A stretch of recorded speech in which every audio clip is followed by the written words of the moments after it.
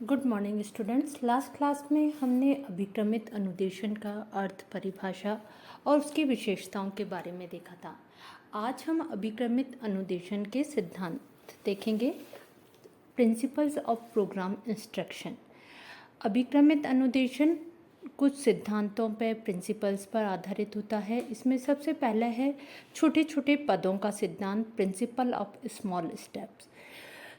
अभिक्रमित अनुदेशन में जो पूरा कंटेंट है उसको छोटे छोटे पदों में डिवाइड कर दिया जाता है। इन पदों को फ्रेम कहा जाता है।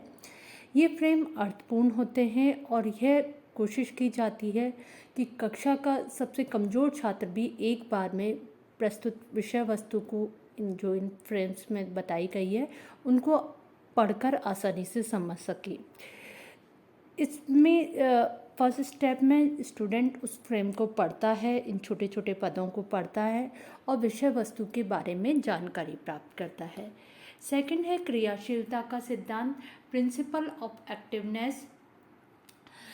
अभिक्रमित अनुदेशन इस सिद्धांत पर आधारित है कि अगर छात्र सक्रिय रहकर सीखता है, क्रियाशील रहकर सीखता है तो वो ज़्यादा अच्छा सीख पाता है, क्योंकि यहाँ पे अनुदेशन में छात्र स्वयं कार्य करते हैं, उनको शिक्षक की अनुपस्थिति में करते हैं, उनको स्वयं प्रयत्न करके सीखना होता है।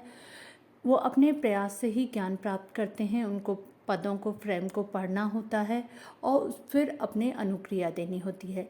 इसलिए यहाँ पे पूरे समय छात्र क्रियाशील रहते हैं। ये छात्र क्रियाशील विधि है, स्टूडेंट सेंटर्ड मेथड है।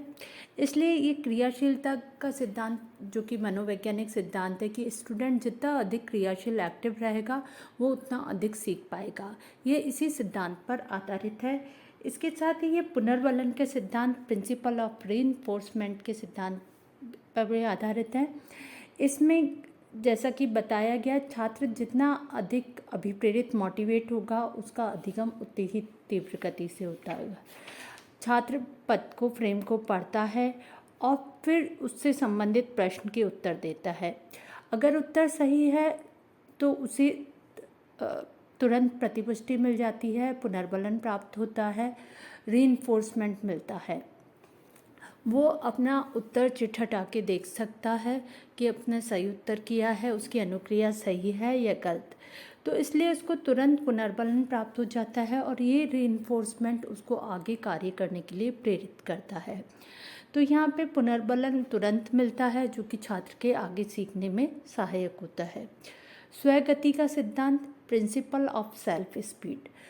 अभिक्रमित अनुदेशन में जैसा कि हम जानते हैं, बालक अपनी स्वयं की गति से, स्पीड से सीखता है। कक्षा में सभी तरह के छात्र होते हैं। इसमें कुछ प्रतिभाशाली, प्रतिभावान होते हैं, कुछ मध्यम होते हैं और कुछ कमज़ोर होते हैं।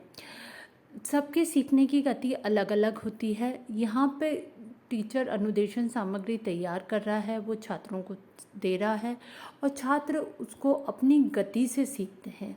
कोई स्टूडेंट जल्दी सीखने को प्रतिभाशाली है तो वो उसको जल्दी सीख लेता है एक बार में, और कोई कमज़ोर से कमज़ोर स्टूडेंट भी अधिक से अधिक 2 या 3 बार उसको पढ़कर सीख जाता है। तो इसमें स्वगति से स्टूडेंट सीखते हैं। तार्किक क्रम का सिद्धांत, प्रिंसिपल ऑफ लॉजिकल सीक्वेंस। अभिक्रमित अनुदेशन में छात्र अध्ययन करते हैं, अध्यापक केवल उसके लिए एक गाइड का काम, मार्गदर्शक का काम करता है। विषय वस्तु को एक तार्किक क्रम में प्रस्तुत किया जाता है, एक लॉजिकल सीक्वेंस में सरल से कठिन की ओर प्रस्तुत किया जाता है, जिससे कि छात्र उसको आसानी से समझ सके। और उनको छोटे छोटे इकाइयों में, यूनिट्स में, फ्रेम में डिवाइड कर दिया जाता है और ये फ्रेम भी एक्सपर्ट के द्वारा तैयार किए जाते हैं और इस तरह तैयार किए जाते हैं कि छात्रों को अधिक से अधिक अधिगम हो सके। साथ ही इसमें कम से कम अशुद्धि का सिद्धांत, प्रिंसिपल ऑफ मिनिमाइज इनकरेक्टनेस, कि स्टूडेंट जितनी कम से कम अशुद्धि करेंगे, गलतियां करेंगे, उतना ही अधिक सीखेंगे। इसमें जब छात्र कार्य करते हैं, वो फ्रेम को पढ़ते हैं, फिर उससे संबंधित प्रश्नों को पढ़ते हैं, उनका हल, उत्तर बताते हैं और फिर अपने उत्तर की जांच करते हैं। यहाँ पे क्योंकि छात्र स्वयं कार्य कर रहा है, अपने रुचि से कार्य कर रहा है तो वो कम से कम गलतियां करता है, और जितनी कम गलतियां करता है उतना अधिक वो सीखता है। और धीरे धीरे उसकी गलतियां अगर होती भी हैं तो लास्ट में वो नगण्य या शून्य हो जाती हैं। ये इन्हीं मनोवैज्ञानिक सिद्धांतों पर विधि आधारित है, इसलिए यह एक बहुत उपयोगी विधि है। अगर इसके बाद हम ये देखें कि अभिक्रमित अनुदेशन के पद, स्टेप्स ऑफ प्रोग्राम इंस्ट्रक्शन, तो इसमें जो मुख्य पद हैं 3 हैं।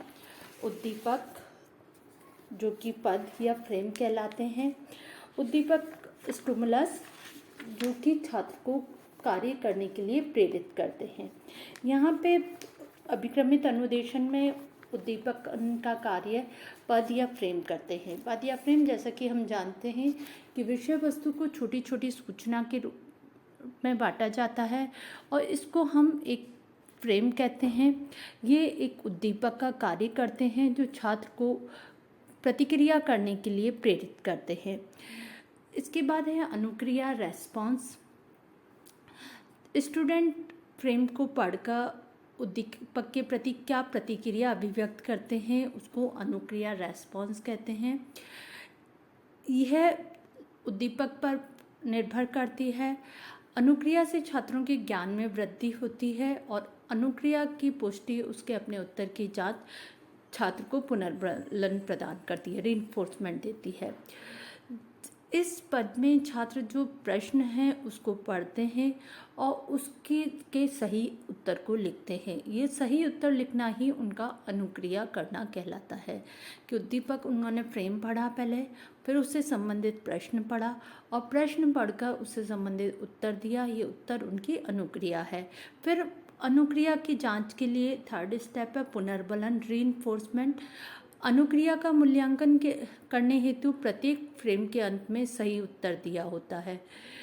जब छात्र अनुक्रिया करता है, प्रश्न का उत्तर देता है, तो फिर उसने उत्तर सही दिया है या गलत दिया है, ये वो वहाँ पे दिए गए उत्तर जो कि छपाया गया होता है एक पर्ची की सहायता से, उसको हटा के अपने उत्तर की जांच करता है और यह जांच उसको पुनर्बलन का कार्य करती है।